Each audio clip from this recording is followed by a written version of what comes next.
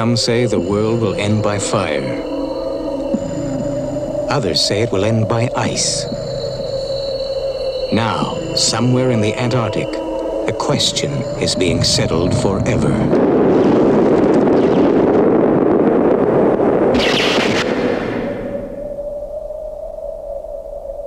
John Carpenter's The Thing.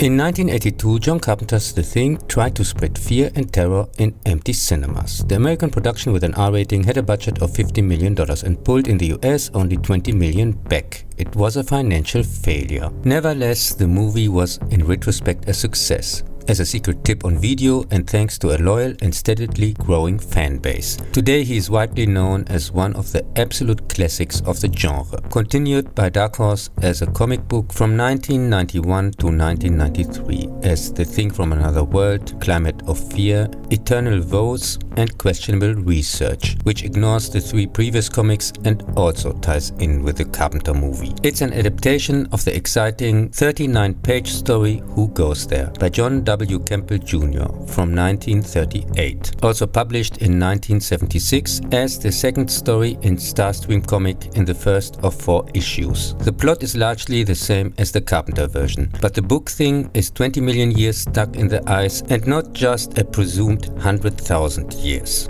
It's also not only a shapeshifter but has additional telepathic abilities. In the book it also only attacks individuals and never several at once like in the movie. There is also no second Norwegian station. It starts with the Americans finding the spaceship and no main character from whose point of view the story is told. McGreedy is a scientist in the book, not a pilot. And there are 37 people, not just 12 as in the movie, about half of whom make it to the happy end. In Carpenter's version, it seems like only 2 survive, waiting for their probably freezing to death. In 2017, an approximately 40-page longer, slightly more detailed version of Who Goes There was discovered, including a different beginning, and published as Frozen Hell in 2019. In this version, the familiar part consists of the 5 chapters at the end, with minor changes. New are the 3 additional chapters at the beginning.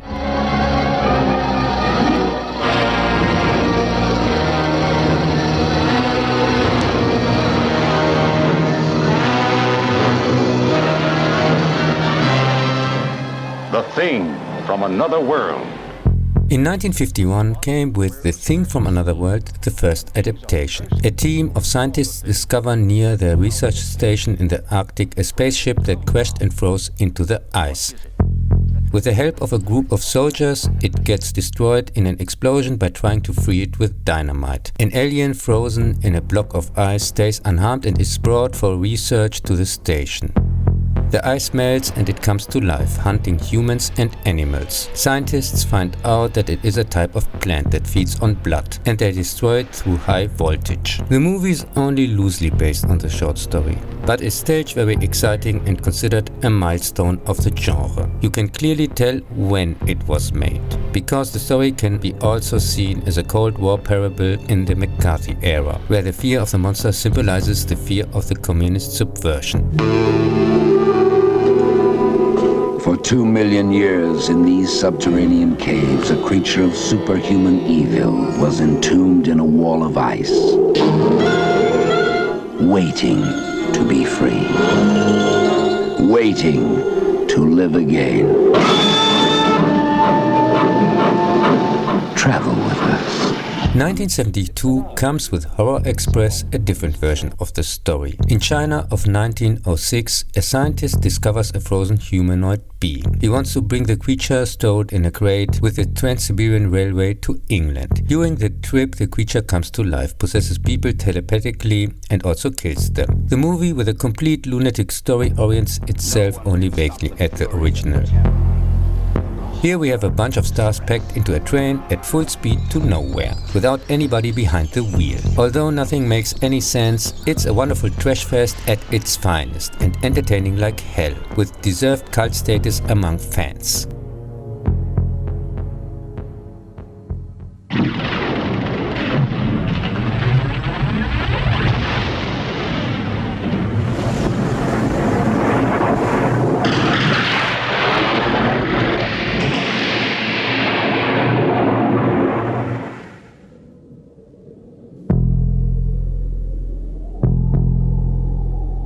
The 12 members of an US research station in Antarctica receive a surprising visit from two Norwegians chasing a husky in a helicopter. Shortly after landing, the panicked pilot accidentally blows himself up along with the helicopter, and the other one gets killed during unsuccessfully trying to shoot the dog.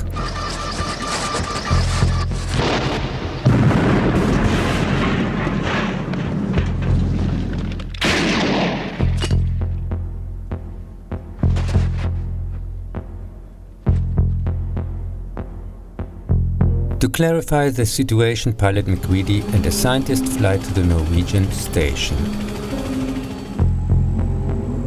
Where'd they take these shots? Seems like they were spending a lot of their time in a little place northeast of their camp, about 5 or 6 miles. What's that? Looks like something buried under the ice. They return with found video recordings that apparently show a spaceship and a strangely deformed corpse, when the husky mutates into a monstrous creature who attacks the other dogs.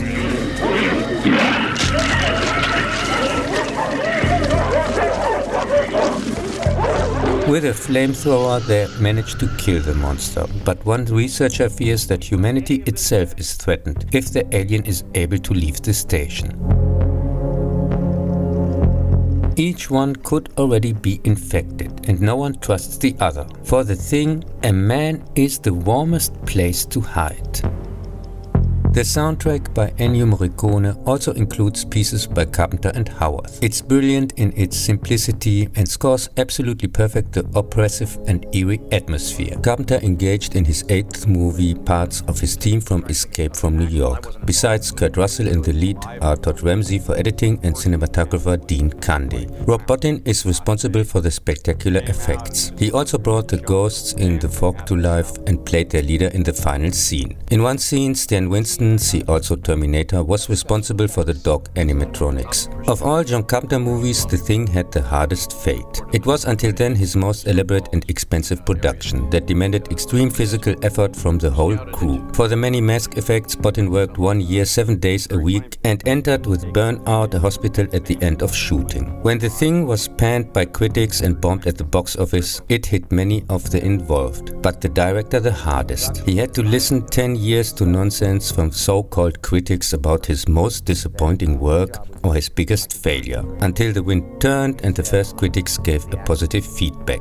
In later interviews, he said that The Thing is his favorite among his movies, and its failure at the box office had the strongest influence on his career. I'm gonna hide this tape when I'm finished.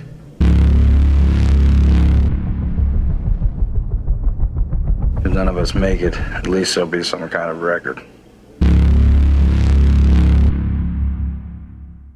Storm's been hitting us hard now for 48 hours.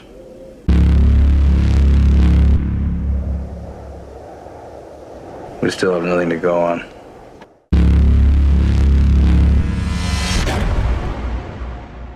Nobody trusts anybody now.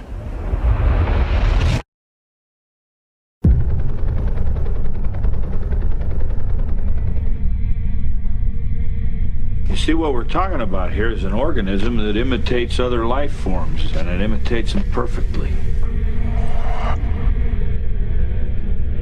When I saw for the first time The Thing with a friend, we were blown away by the incredibly good effects. I had just seen the original from the 50s on TV and was prepared for a lot. But what was offered here was one of the most fantastic horror movies of all times. By incorporating the Norwegian station and the video recordings from there, I thought at first I'm watching a direct sequel, but this was not the case. In fact, it is a homage to the old classic, and at the same time a pretty faithful adaptation of the short story. In the excellent cast, Kurt Russell stands out as McGreedy, again a kind of lone wolf character, few on words. After Snake, it's his second cult feature. For me personally, The Thing is John Carpenter's best work ever, where everything fits to the smallest detail. He takes for decades the top spot in my personal horror best-of. Unfortunately, no one has come up with a crazy idea for a remake. It would indeed make little sense to try to improve something that is already perfect. Just like some crazy person would try to continue Psycho,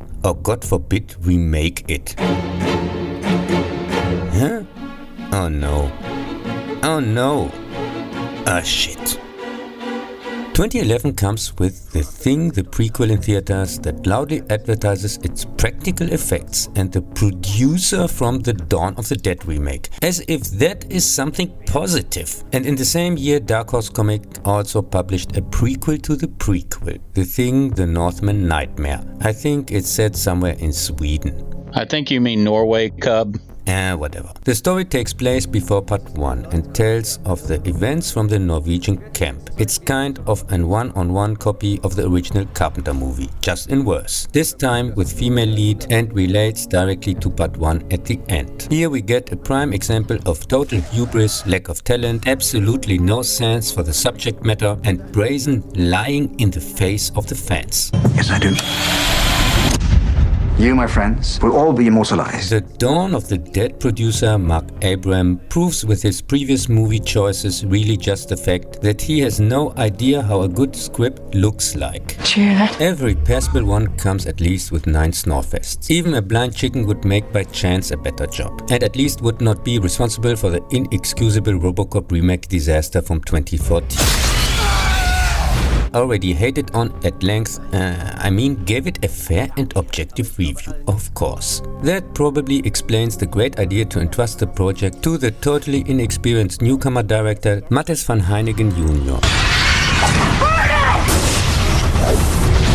who made till then some commercials and had after that fiasco, how surprising, until now no new projects on his track list. This brings us to the chosen screenwriter Erik Heiserer, who stole so much from the previous one, borrowed inspiration, that I'm surprised why his name is there at all and not just the name of the 1982 screenwriter. But with all fairness, from the same guy who was responsible for the screenplay of the Unspeakable Bad Nightmare remake and Final Destination 5, nobody could seriously expect any wonders. The story has simple good-evil characters, laughable tact on relationships, and an annoying where's the monster plot. The announced practical effects were subsequently buried under tons of super cheap looking CGI. But even without that, nothing could have saved this predictable, boring stinker.